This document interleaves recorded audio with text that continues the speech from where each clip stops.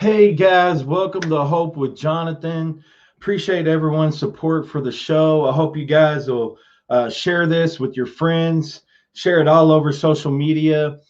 Guys, we have an incredible interview today, all the way from England. We have a guest, very special guest, Miss Dee Moore, all the way from England, guys. This is going to be an amazing show. Dee was selected as the Warrior of the Month.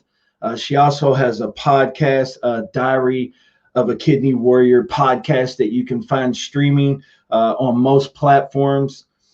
Guys, this is going to be an amazing show. I can't wait to get started. We also have a very special co-host, Mr. Kyle Hawkridge, all the way from Toronto, Canada, joining us from KWM Kidney Warrior merch. Without further ado, let me bring on my very special co-host, Mr. Kyle Hawkridge. Hello, Kyle. How's it going, buddy? Good, Jonathan. Good to see you again. Great to see you too, my friend. How are you doing? I'm doing very well. There's no more snow in Canada. We had some this week, but it's all gone now. And hopefully we're out of the woods.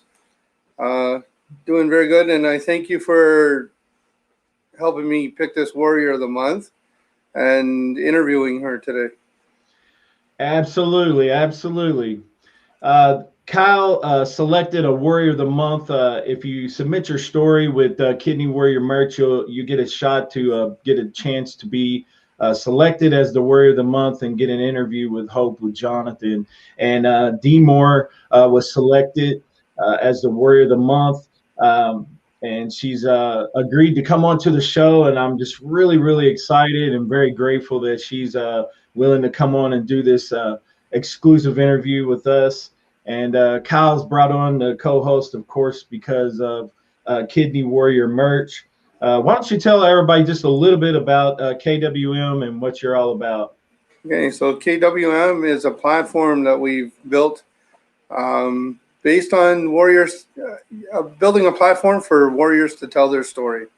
We build it in levels, so the level of comfort for each warrior. We have a blog style where you write out your story. We have video style called Message of Hope, where you can tell your story on a video in a 2-3 minute segment. We have a Warriors Memorial Wall where we can honor warriors that have passed before us. We just try and help you get your story out on a different platform other than the major platforms of social media. Right. And then we have a line of clothing also on the back end, optional thing that says Kidney Warrior, many different designs, and you can pick something out there too. So when you're selecting the Warrior of the Month, what do you look for in a warrior to possibly select, or why did you select Dee? Let me ask you that. When I select a Warrior of the Month, it's the hardest decision in the world I could ever make. Yes. Because everyone I don't call this a contest, but everyone that submits a story is very inspirational in their own way. And I wish we just had the time to interview every single one of them. I know we do backtrack and we do interview off the Warriors Wall, and we have other partners that are looking at the Warriors Wall. But with Dee's story, Dee has a really great story. I don't want to wreck it. We're going to let her tell it. But Yeah. also with her, what inspired me was the way she is creating awareness for kidney disease with her Diary of a Kidney Warrior brand and her podcast. So it was very inspirational. Her posts, she's just amazing, and you'll learn in a couple minutes about her. Yes, yes. Well, I'm not going to waste any more time with me rambling on, and I'm going to bring on our very, very special guest, Miss Dee Moore. And guys, you're in for a real treat. I'm going to bring her on, and let's bring on our special guest. 1, 2, 3, come on!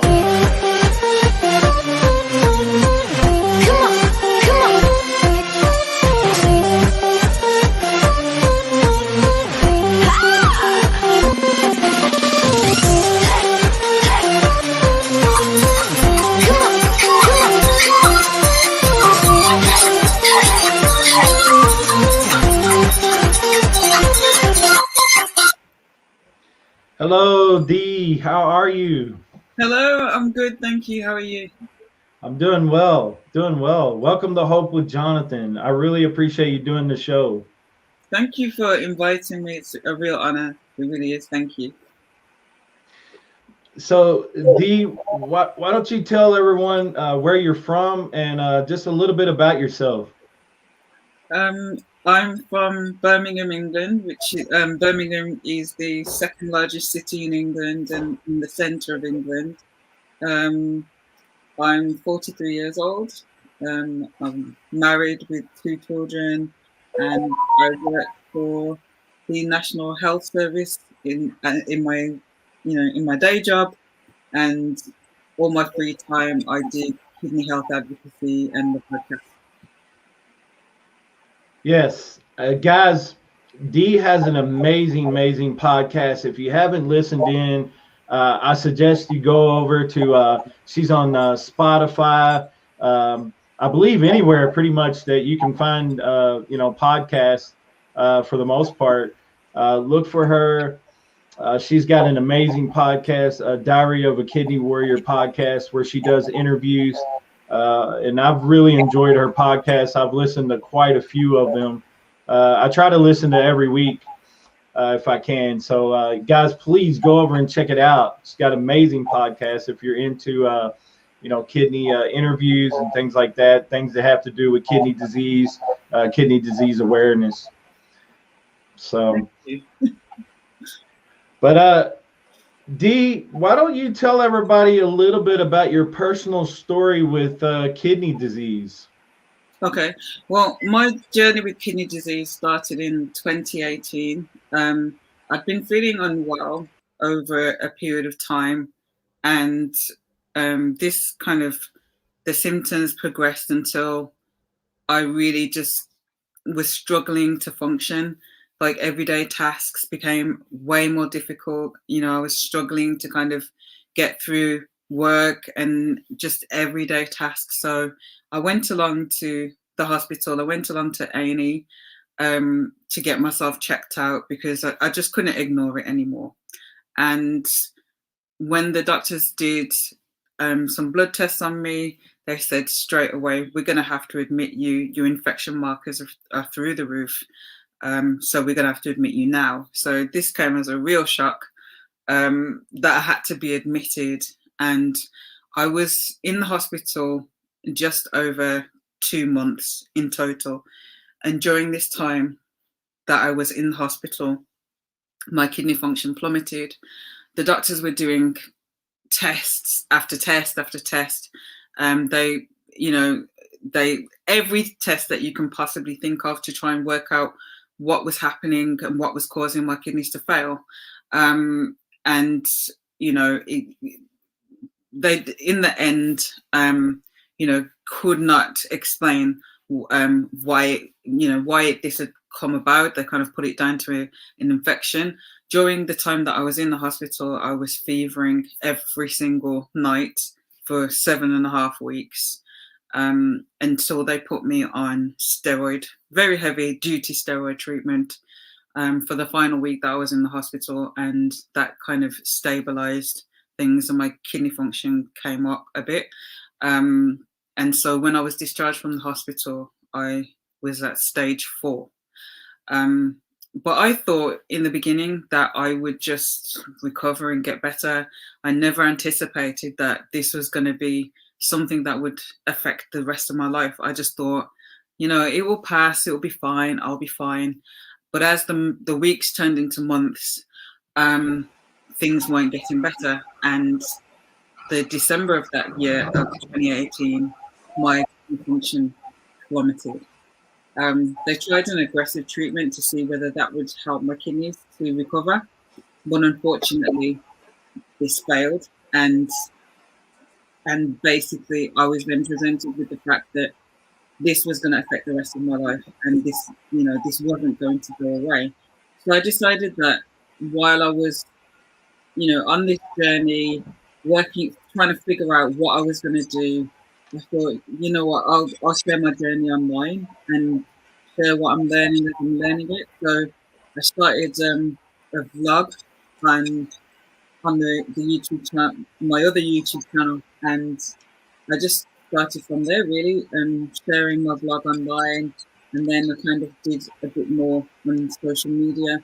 And then in May of that was April 2019, and then in May 2019, I had a meeting with my consultant, and he told me that he believed that I was 6 months away from dialysis. And this came as another blow, because I really, I just wanted to get better. I wanted to get back to normal. I didn't have to deal with this. And when he told me this, that he believed I was 6 months away from dialysis, I was like, no, I'm not. I'm going to prove you wrong. And I'm going to prove you wrong. God's going to prove you wrong. I'm going to do everything that I can do to help myself. And after I left that appointment, I kind of was quite fired up, but then I kind of became discouraged. And I went to see my health coach, and she said something to me that changed my life forever. And she told me, do you need to choose to live? And I want you to say those words, I choose to live. Wow. And I sat there and I didn't say anything for quite a while, actually. And she kind of gave me some space and left me to it. And I sat there, and eventually I said, I choose to live. I choose to live. Wow. And she got louder and louder until I started shouting, I choose to live. And I began a journey then in terms of changing the diet, getting back into exercise like I was doing before I became a kidney warrior. And over the course of that, in December, I did a 10-day challenge of exercising every day for 10 days. And basically from that, people kind of started to see me online and know me as being the kidney warrior that trains and works out kind of thing. And continued to share online. And then in August 2020, I started the Diary of a Kidney Warrior podcast. My husband suggested this idea. I had never even heard of a podcast at this point when he suggested doing a podcast, which seems so funny now. But when I looked into and started to do research into podcasts and what they were about, I really felt that this fitted my personality really well. And I wanted to be able to create a platform that was a bridge between the clinician and the patient, and basically open dialogue and communication between the two, because I really believe that the best outcome of care is when clinicians and patients work together. And the podcast really is about empowering people to take care of themselves, to thrive within their diagnosis, and to choose to live, which is something I say all the time. So my journey really has been a journey of severe ups and downs, but overall, I choose to live every single day. I choose to make the best of the life that I have. You know, anybody, you know, can die at any point in time. You know, we're not going to live forever. But what I am determined to do is thrive. And I choose every day to be like, I'm going to make the best of the time that I have, and encourage everybody around me also to have the best time that they can have too. Wow, that is so impactful, so inspiring. So you have an amazing story. I really like that. I choose to live. That's very inspiring, hopeful, and encouraging. And that's what this show is all about, is to bring others hope and encouragement. So I really appreciate you sharing that with us. Very, very inspiring. So. Thank you. So, why don't you tell us a little bit about how healthcare, as far as like kidney disease and things like that, how is it a little bit maybe different over in England versus maybe the States and in Canada? Well, in England, we have the National Health Service, so which is paid for through taxes. So at the point of treatment, so when I went into the hospital, and for the whole time that I was in the hospital, and when I left the hospital, I didn't have to pay any money at all for my treatment. So Wow. So so I would say that is a major difference between you know, the healthcare here and healthcare in America. There is private healthcare over here as well, but we have the National Health Service. So all of my care was under the National Health Service. And like I said, I do not pay out of pocket for any of my medication or any of my treatment, and still don't. In terms of care, I mean, in terms of the care, I think that more needs to be done over here in terms of prevention, because what I believed at the time versus what I now know to be the truth was two different things. So I believed at the time that when I went to the hospital because I had these symptoms, I believed that I had normal kidney function at that point, and that my kidney function failed while I was in the hospital. But actually, when I look back on my blood results, going back a number of years, my kidney function had actually been declining over a period of time. It's just that when I got in the hospital, it rapidly plummeted. And so why was it not brought to my attention over the years that there was a change in my kidney function? And there's this kind of, I don't know, there's this kind of, I don't even know what word to put on it, but it's like they wait until you're ill, very sick with your kidney disease before they do anything about it. Mm-hmm. And that to me is ridiculous. Like, if you can see, the earlier on that you intervene, the more that can be done. So when I was at stage 1 or stage 2 or stage 3, something could have been done to at least slow the decline. I mean, I know there is no guarantee, but I mean, I'll never know what a difference it would have made had there been that intervention earlier on in the decline in my kidney function. So I would say over here, and I've heard it more than once from more than one person, that people, even if they're being monitored for, I don't know, whatever health condition, they're still not jumping in to prevent the decline of their kidney function. I don't know what that reason is. There's some healthcare professionals that are into prevention, but in my opinion, and this is just my opinion, not enough is being done in terms of prevention. And so in terms of what I'm doing with my platform, that is why I'm so focused on prevention, because I know potentially what a difference that could have made to my life now. I don't know, I might be stage 1, 2, or 3 now, had I have had that. And I would hate for anybody else to unnecessarily go through that same experience that I did. So that's why I'm so vocal about prevention. So I would say over here, absolutely not enough is done in terms of prevention, and in terms of like dialysis, generally, if you're on hemodialysis and you're going into a hospital or dialysis center, it's available 3 times a week over here. Transplantation varies. There is a lack of Black donors, minority ethnic donors in this country, and so that impacts on the waiting time that minority ethnic people wait for transplant over here. So I'm not sure. I'm sure that some of these things are international, but in terms of what I know and experience on this journey, that's certainly an issue that comes up again and again. But generally, my treatment, COVID has made a massive difference to healthcare over here. So I haven't had a face-to-face consultation with my consultant for over a year now. It's been telephone. So obviously very different experience to what it was before. But Okay.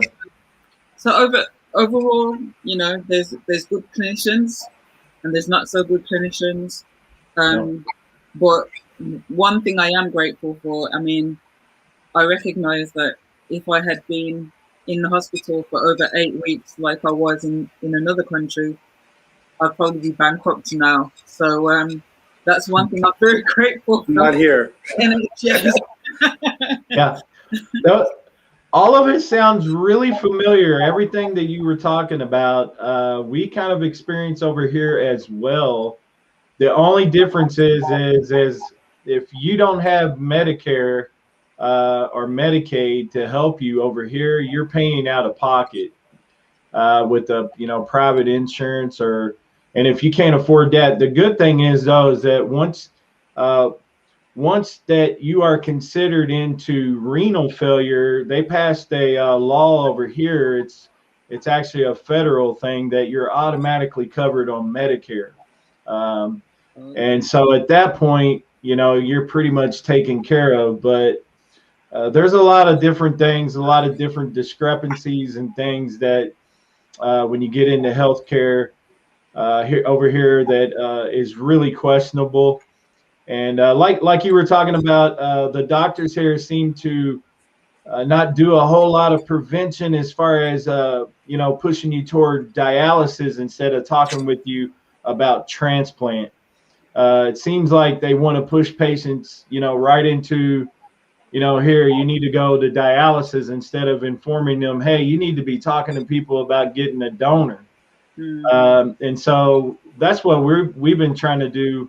With a nonprofit organization that I work with, kidneysolutions.org, we've been trying to push patients into what we call preemptive transplant, which means that you never face dialysis at all. You start looking for a donor right away.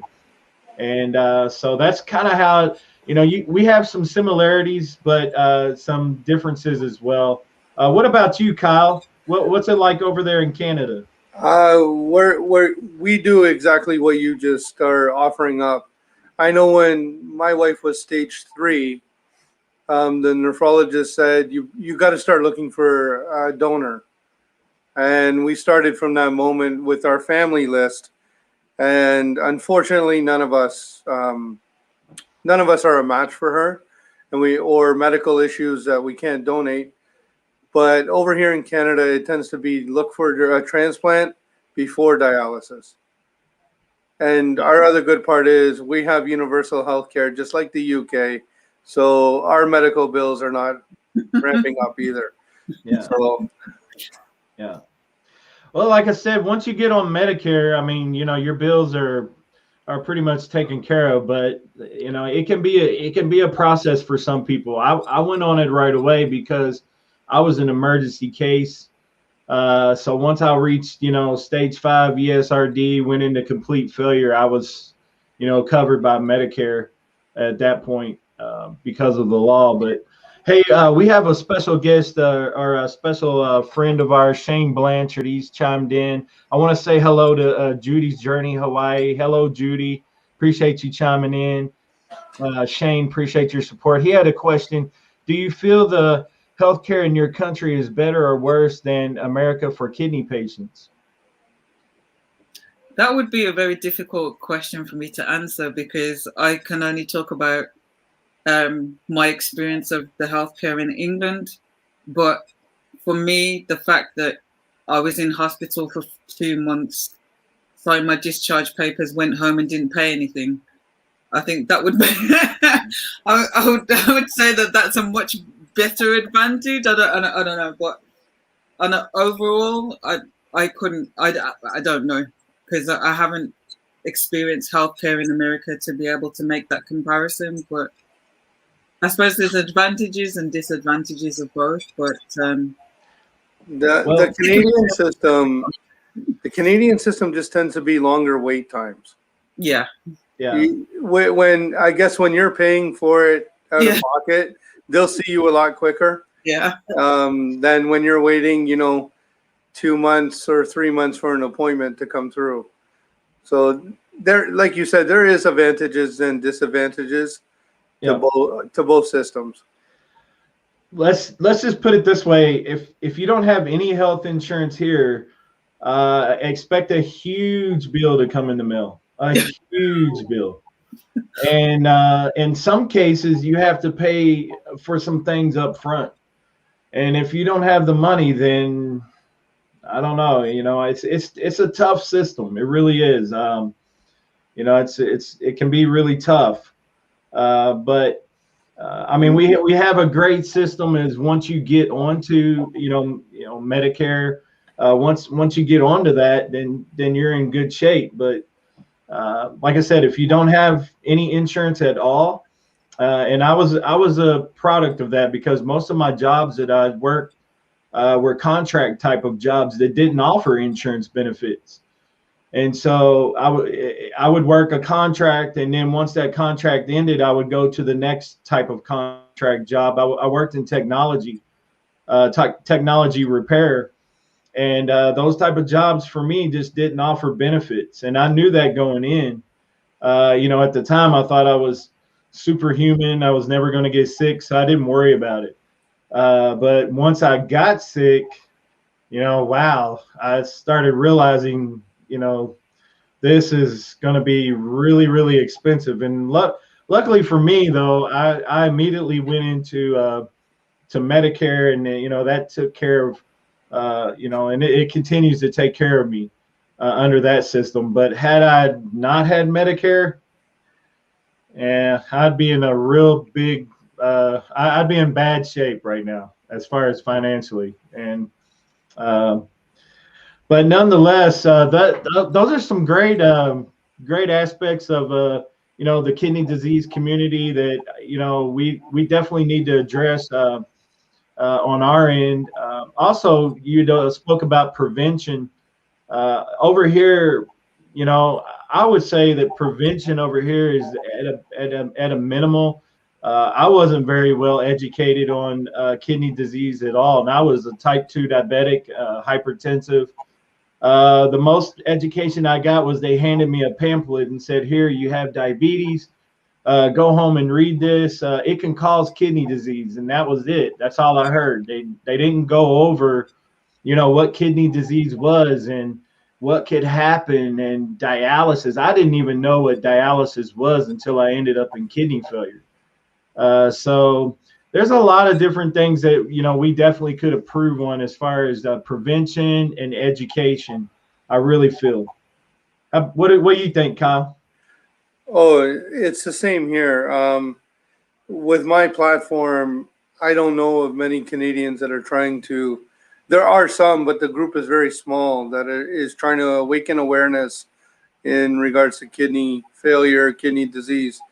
I think both countries, without answering, our two countries need to work together, and we need to collaborate. I mean, being next door neighbors, there's a lot going on down there that's not going on up here. And even the fact that if I found a donor for my wife in the US, we can't bring that donor up here. And we're on the same piece of land in a way that we're one North America, but we can't have an American donor. and you can't have a Canadian donor. And we'd probably open up the area to save more people's lives. And I'm even seeing a question come up, nutrition here. Mm-hmm. My wife has a dietitian that she sees once a week to go over blood numbers and, you know, advise her on nutrition. But that's only in hospital. I don't even think that's because she's on dialysis. Just as a regular patient, we were never told anything on her nutrition. So there's a lot of work that can be done there in preventative maintenance. Yes. Do they discuss nutrition over there in England? They do. They have renal dietitians over here. Uh-huh. But I didn't find the one that I saw particularly helpful, I have to say. I expected that she would be saying to me, you know, eat more of this food because, you know, or less of this food because it will protect your kidneys, blah, blah, blah. But she just kept saying, well, because I'm not on dietary restrictions. So she just kept saying, well, you're not on dietary restrictions, so it's just about eating a balanced diet. But I said, yeah, but surely there must be something that would be helpful, you know, and I just didn't find her to be that. My health coach was more helpful when it came to things like this and doing my own research and making decisions, what I was going to do to help my health, you know, my kidney health. And that has been effective because my kidney function is higher than what it was in 2019 when my consultant predicted I was 6 months away from dialysis. And I really believe that it's a combination of different things, but one of them certainly has been diet, what I'm eating or not eating, Yeah, as the case may be. yeah. Yeah, nutrition is huge. I mean, you know, as your kidneys start failing, they want you to follow a certain diet. Over here, they start telling you, I think, to stay away from protein as much as possible. They start telling you certain foods that, you know, you should be eating, should not be eating, things like that. Unfortunately for me, I was a little bit of a different case because I wasn't going to doctors on the regular. So when I went into emergency failure, my diet was a little bit different because once you get into kidney failure, then you need the protein. So they told me I had to pump, you know, protein into my body to try to keep my muscles from wasting away and things like that. So I was actually able to eat some protein, you know, in a reasonable manner. But you know, of course, I had to follow the renal diet, the low potassium, low phosphorus type of diet. And then, of course, they incorporated the renal binders. And those are always fun. Let me tell you, if you can only imagine. Sorry, Jonathan. That's so good. Go ahead, Kyle. One thing that we've even noticed with Shannon just in the last month, and it could be good advice for others out there. We had a very busy week about a month ago, and we were eating a lot of takeout or takeaway in England. So we were eating a lot of junk. Not necessarily. We were trying to make good choices, but we her numbers skyrocketed, phosphorus and everything else. The next couple of weeks we ate at home. We were cooking our own food, and her dietitian came to her and said, whatever you're doing, continue, because your numbers have come right back down. Yeah. Well, we have a special guest there. We do. But you know, home cooking is very important, and lifestyles don't allow it all the time, but we try at least 6 out of 7 days to have a home cooked meal to keep our numbers at a regular. Yeah, for sure. You know, I think, you know, for me, I remember, you know, it was all about following that renal diet and keeping your labs, you know, and you got to keep your labs straight. So, so So D, I think Kyle froze up on us a little bit, but that's okay. We'll continue. Here. There he is. Okay, he's back. But D, why don't you talk a little bit about your podcast and why you started your podcast, and what you plan on? You know, what's your end goal of your podcast? As I touched on earlier, Yeah. I started the podcast after the suggestion. My husband suggested doing a podcast, and because I was never really 100% comfortable vlogging, just talking to the camera and not having any like response. It just didn't feel as comfortable or as natural to me. And so with the podcast, I wanted to be able to be more interactive and be able to interview people. So that was an immediate thing that, you know, from the second episode in, I started interviewing. And so I interview, as I said, medical clinicians and also fellow kidney warriors. And really, I believe that the lived experience is so powerful. Hearing someone's story, knowing what they've been through, you know, you can't recreate that. It's something that is real and helps people where they're at. Like when you hear someone's story and you hear that they've been through something that you're going through, I think it is so powerful because Absolutely. I know how scared I was when I was first diagnosed. Like when I was told that my kidneys were failing, what I heard the doctor say was, "You're going to die." That's what I heard. That's not what he said, but that's what I heard. And you know, like he could have said a million words after them. I wasn't in the emotional place to receive any of the information that I was being given because all I could focus on was you're gonna die, you're gonna die, you're gonna die. You know, that's all I could hear. That's all I could think about. And so with the podcast, what I want to do is take people back to that moment when they've first been diagnosed and fill in all the gaps that they weren't in the emotional or psychological place to be able to take in and process and receive. And so with the podcast, I've done podcasts with a renal nurse where we've talked about, well, what is kidney disease? What causes it? What are the signs and symptoms? I've done podcasts where I've taken people through their blood test results and explained, you know, what are the abbreviations? What does creatinine? What is creatinine? You know, why are they looking at it? What are the normal ranges? And basically breaking the information down and taking people through it so they can be empowered to know that if their potassium is high, cut back on your potassium. You know, it enables people to manage their kidney disease a lot better.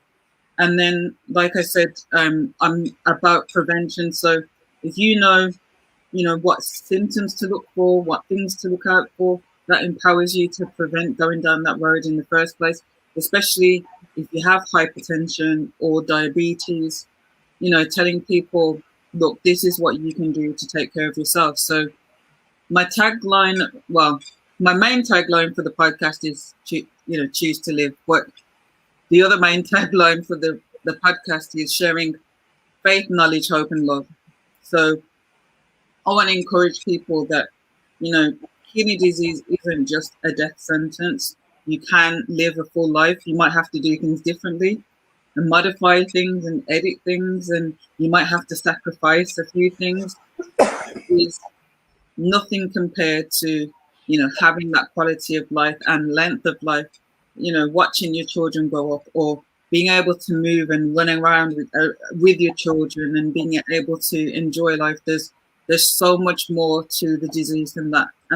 And I can honestly say that having kidney disease was one of the worst, like most traumatic experiences when I was in the hospital. Everything I experienced, you know, when I say I was fevering all night, every night for 7.5 weeks, I would wake up 3, 4, 5, 6 times, soaked from head to foot in my own sweat. I lost 12 kilos. which is like 28 plus pounds in the Wow. time that I was in the hospital, because I fevered so badly every single night. I know how I felt when I lay in bed and I was so weak from fevering that I didn't have the strength to lift myself out of a pool of my own sweat.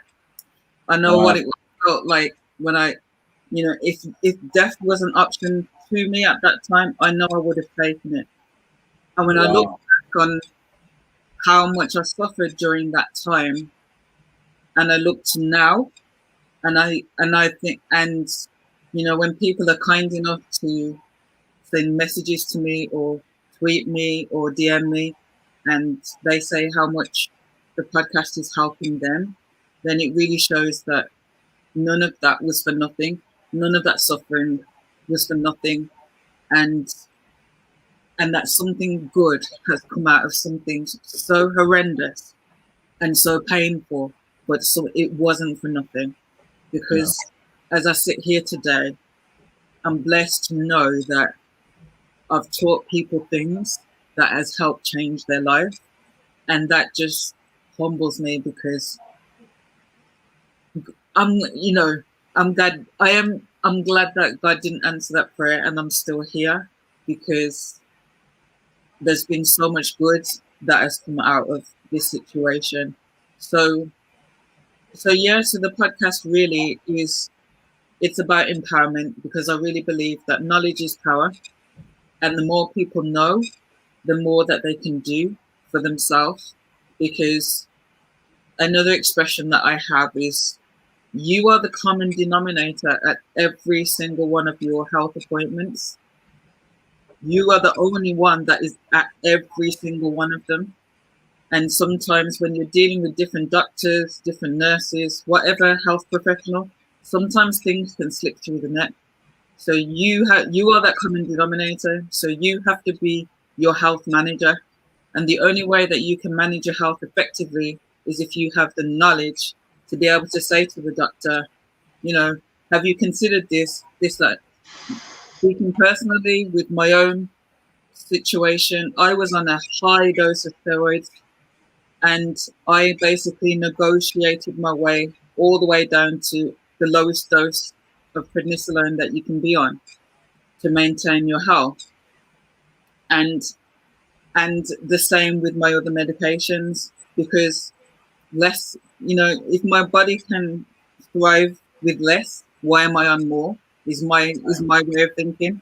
So it really is, knowledge is power. I'm always learning, and as I learn something, I'm excited to share it. So it's like, oh, everyone needs to know this, and I literally can bring kidneys into any conversation. Like you could be talking about anything, and I could somehow get kidneys in there, because I was saying to people, take care of yourself. I would hate for you to be in my position. And if it's preventable, then let's prevent it. Let's stop it from here. So yeah, that really is the heart of my podcast. Is I really want to help people and learn for myself too. D, that is so powerful, so inspiring. I really appreciate you sharing that with us. Totally can sympathize with you, and we have some similarities in our stories. But there's power in sharing your personal testimony. The Bible says that there's power in that, in sharing your personal testimony. If you don't know what a testimony is, that's you telling your story, so to speak. And there's power in that. There's power in sharing. You don't know what or who or who you may touch sharing your personal story. And I'm much like you. I'm probably getting on my family members and friends and different people's nerves, because I'm always talking about somehow it ends up on kidney disease. And I'm like, look, use me as an example. Please take care of your type 2 diabetes. Take care of your hypertension. Be careful, because kidney disease is real. And I want to let you know that if you don't manage those two things, you're gonna you're going to end up like me. I'm not trying to scare you, but I want to help you. And it really concerns me because there's so many people I think that are neglectful on things in their health. And I look back and what I experienced personally. It's like, you don't want to go through that. Trust me, it's a very scary experience. And man, I appreciate you coming on the show. You have a very inspiring spirit, and really appreciate you. Really appreciate the podcast as well. It's an awesome podcast, guys. If you haven't had a chance, please go over and check out Diary of a Kidney Warrior podcast. It's an amazing podcast. And Kyle, I definitely appreciate you selecting D as the Warrior of the Month. You have an excellent program with KWM, Kidney Warrior merch, with selecting these warriors. And really appreciate you guys doing the show today. It's been a very inspiring show. I'm hoping that people will catch this on the rewatch later. And also, guys, you'll be able to find this interview on my YouTube channel at Hope with Jonathan. So if you ever want to go over and watch it, that would be awesome. And also, please go and subscribe to Dee's podcast, Diary of a Kidney Warrior podcast. Kyle, do you have anything in closing before we close out the show that you would like to say? Yeah, just very quickly. Dee, I thank you for submitting your story to us. Very inspirational, and having you come on today and tell your story on the show. And anyone else out there, it's right over there somewhere. Starting conversations, that's where we're about. And a lot of warriors are opening up and telling their story. And we're going to, even if you don't know how to tell your story, reach out. We'll find a way for you. There's no proper way of doing this. There's no proper way of searching for a kidney donor. Every way is new. But also, if you're anywhere in the world, we're just showing you right here with the two beautiful people above me that we're all over the world and we're connected in some way. So if you connect with me and you're in England and you need some help, I know Dee will be there with a message to help you. And in the U.S., Jonathan's almost a nephrologist. He has so much information, and he'll be willing to help. So this is just more than an interview. This is people coming together to raise awareness, and that's what we're all about. And getting your story as far as possible. So we're here for you. Yeah. 3 different countries connected by kidney disease. It's amazing, an amazing interview. I think it's really awesome that we were able to get this worked out. And Dee's logo is sitting over to her. I guess it would be her right or left. One of the it's right there. So look for that logo. The opposite for her podcast. That's her logo. And Dee, why don't you close us out with maybe some words of advice or something positive for kidney warriors out there that are maybe they're just got diagnosed with kidney disease, or maybe they're waiting on a kidney transplant. Maybe you want to leave them with maybe some words of just positivity. Okay. Well, first, I would like to thank you for this opportunity. Thank you, Kyle. Thank you, Jonathan, for inviting me and having me on today. And I just want to say that, what you're doing, Hope with Jonathan, it is such a powerful thing, because I really believe that a person without hope is a dead person. They're dead in their mind before their body is dead. A person without hope is lost. A person without hope, they will die quicker. And so what you're doing, in terms of encouraging people, in terms of finding donors, everything that you're doing, Kyle, in terms of the kidney community, raising awareness, it is so amazing and so powerful. And I just want to say that you're just awesome. You really are so awesome what you're doing. And I just pray that God continues to give you that strength to keep going and keep doing. I know this work is not easy. There's a lot that goes on in the background that people don't see. all the preparation and the editing and the work. And, if you were to be paid according to what you do, you'd be a billionaire. But you do a lot of what you do for free, and it's not easy. So I just want to say that you guys are so awesome, and please continue with what you're doing, because it really is needed. And there's a song that says, "For we may never know all the people that we have touched." For the people that encourage you and help you, there's still people out there who are watching you and listening to your content that their lives have changed by what you're doing. So I just want to encourage you to keep going. Thank you. In terms of my encouragement for if anybody out there who's newly diagnosed with kidney disease, my advice to them is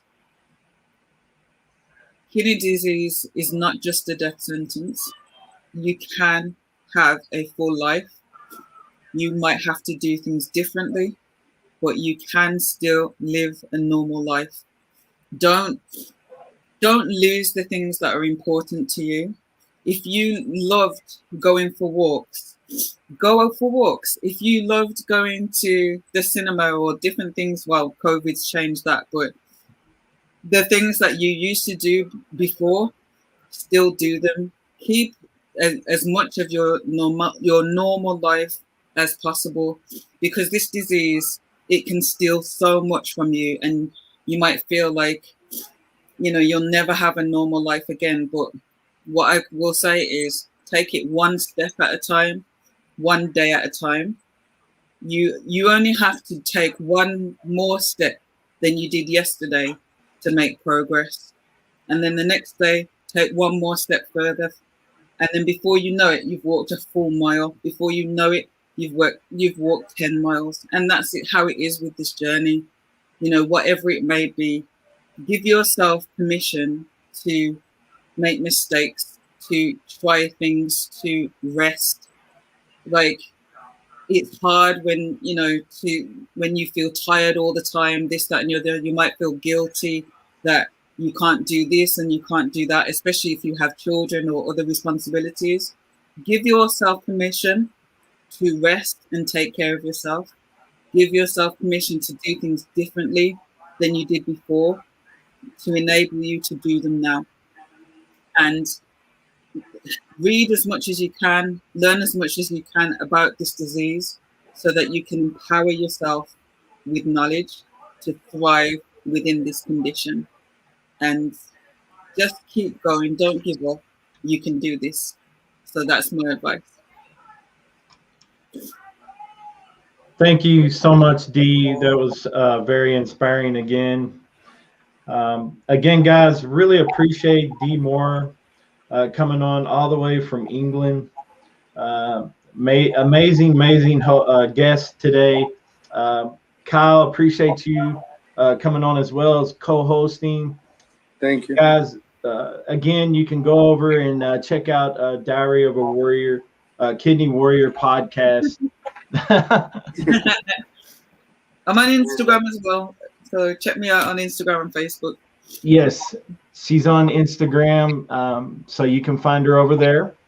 And thank you, Dee, for telling me about that and reminding me. And you can find Kyle pretty much everywhere too. He's on the main three: Facebook, Instagram, Twitter. So he's on all three. I believe he's even on TikTok. Sometimes he's dancing on there. I don't know if you want to watch that or not. But guys, this has been a really inspiring interview, and really thank my co-host, special guest. And we're going to go ahead and conclude this show. Appreciate you guys supporting the show, and appreciate everyone sharing this with your friends. And appreciate all the comment. We had a couple of people commenting on there, so really appreciate it. And guys, listen, if you're out there and you're facing kidney disease, like Dee said, you gotta hang on to hope, guys. And remember that there's always hope. And as long as you can manage your kidney disease at a good level, and you're working with your team, then you can live and live a life. No, it may not be a completely normal life, back to where you was before, but you can manage it and learn how to live with it. And but anyway, guys, I want to go ahead and conclude this interview. Thank you again. You guys take care out there. God bless you. Stay safe, and remember to take care of your kidneys.